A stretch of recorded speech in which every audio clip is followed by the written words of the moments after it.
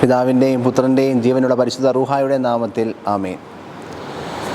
വിശുദ്ധ മത്തായി ശ്ലീഹായുടെ സുവിശേഷം 19-ാം അധ്യായം 16 മുതൽ 26 വരെയുള്ള തിരുവചനങ്ങൾ.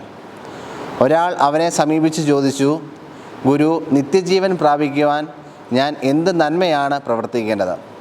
അവൻ പറഞ്ഞു, നന്മയെപ്പറ്റി നീ എന്തിന് എന്നോട് ചോദിക്കുന്നു? നല്ലവൻ ഒരുവൻ മാത്രം. ജീവനിൽ പ്രവേശിക്കുവാൻ ആഗ്രഹിക്കുന്നുവെങ്കിൽ പ്രമാണങ്ങൾ അനുസരിക്കുക. അവൻ ചോദിച്ചു, ഏതെല്ലാം? യേശു പ്രതിവചിച്ചു, കൊല്ലരുത്, വ്യഭിചാരം ചെയ്യരുത്, മോഷ്ടിക്കരുത്, കള്ളസാക്ഷ്യം നൽകരുത്, പിതാവിനെയും മാതാവിനെയും ബഹുമാനിക്കുക, നിന്നെപ്പോലെ നിൻ്റെ അയൽക്കാരനെ സ്നേഹിക്കുക. ആ യുവാവ് ചോദിച്ചു, ഇവയെല്ലാം ഞാൻ അനുസരിച്ചിട്ടുണ്ട്, ഇനിയും എന്താണ് എനിക്ക് കുറവ്? യേശു പറഞ്ഞു, നീ പൂർണ്ണനാകാൻ ആഗ്രഹിക്കുന്നുവെങ്കിൽ പോയി നിനക്കുള്ളതെല്ലാം വിറ്റ് ദരിദ്രർക്ക് കൊടുക്കുക.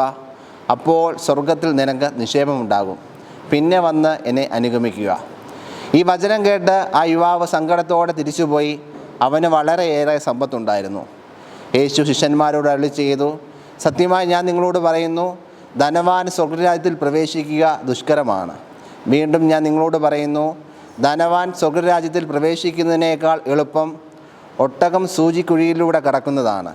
ശിഷ്യന്മാർ ഇത് കേട്ട് വിസ്മയഭരിതരായി അവനോട് ചോദിച്ചു, അങ്ങനെയെങ്കിൽ രക്ഷപ്പെടാൻ ആർക്ക് സാധിക്കും? യേശു അവരെ നോക്കി പറഞ്ഞു, മനുഷ്യർക്ക് ഇത് അസാധ്യമാണ്, എന്നാൽ ദൈവത്തിന് എല്ലാം സാധ്യമാണ്. ദൈവപിതാവിനാൽ ഏറ്റവും അനുഗ്രഹിക്കപ്പെട്ടവരെ, ഇന്ന് വിചിന്തനത്തിനായി നൽകിയിരിക്കുന്ന വചനഭാഗം വിശുദ്ധ മത്തായി ശ്ലീഹായുടെ സുവിശേഷം 19-ാം അധ്യായം 16 മുതൽ 26 വരെയുള്ള തിരുവചന ഭാഗമാണ്.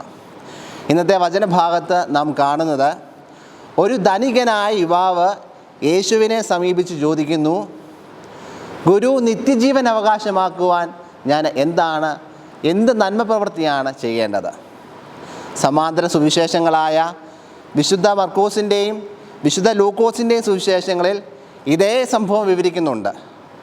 നല്ലവനായ ഗുരു എന്ന് അഭിസംബോധന ചെയ്തുകൊണ്ട് ധനികനായ മനുഷ്യൻ ഇതേ ചോദ്യം യേശുവിനോട് ചോദിക്കുന്നു.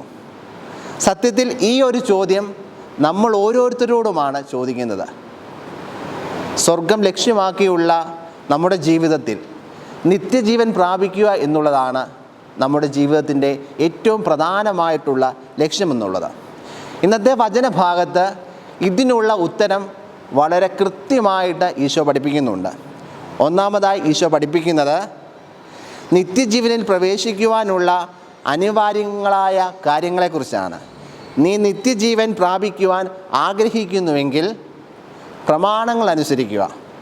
സുവിശേഷങ്ങളിൽ ഉടനീളം യേശു ആവർത്തിച്ച് പഠിപ്പിക്കുന്ന കാര്യം ഇതുതന്നെയാണ്. ദൈവകൽപ്പനകൾ പാലിക്കുക, പ്രമാണങ്ങൾ അനുസരിക്കുക എന്നുള്ളത്.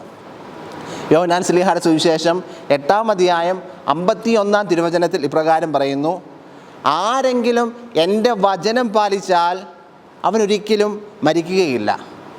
തുടർന്ന് 14-ാം അധ്യായം 23-ാം തിരുവചനത്തിൽ പറയുന്നു, എന്നെ സ്നേഹിക്കുന്നവൻ എൻ്റെ വചനം പാലിക്കും.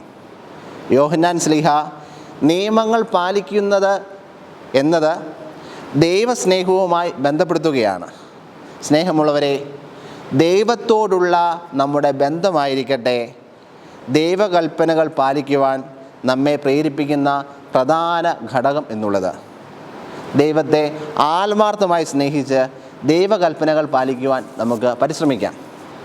രണ്ടാമതായി ഈശോ പഠിപ്പിക്കുന്നത്, ഒരുവൻ പൂർണ്ണനാകുവാൻ ആഗ്രഹിക്കുന്നുവെങ്കിൽ അവൻ സ്വീകരിക്കേണ്ട മാർഗങ്ങളെക്കുറിച്ചാണ്. നീ പൂർണ്ണനാകുവാൻ ആഗ്രഹിക്കുന്നുവെങ്കിൽ നിനക്കുള്ളതെല്ലാം വിറ്റ് ദരിദ്രർക്ക് കൊടുക്കുക. അപ്പോൾ സ്വർഗത്തിൽ നിനക്ക് നിക്ഷേപം ഉണ്ടാകുമെന്ന് ഈശോ തമ്പുരാൻ പഠിപ്പിക്കുന്നു.